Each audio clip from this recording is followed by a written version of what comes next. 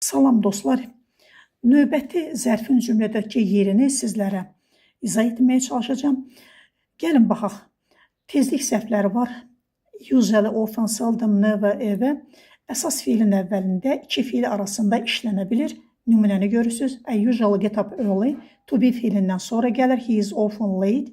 İki fiil, köməkçi və əsas fiil varsa bunların arasında işlənir. Example, I have never seen him. Göründüyü kimi never, have-lə sinin arasında gəlir. Zaman zərfləri yesterday, today, tomorrow əvvəldə və ya sonda da işlənə bilir, ortada gələ bilməz.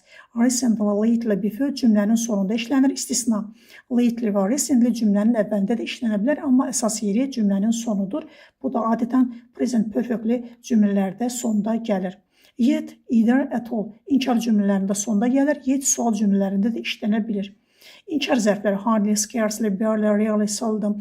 Bunları biz demişdik, cümlədə ikinci inkar tələb etmirlər. İnversiya yaradan zərflərdir. Cümlənin əvvəlinə keçiddə sual sırası inversiya yaradır. Hardly, had, I, arrived, when kimi ifadələrdir.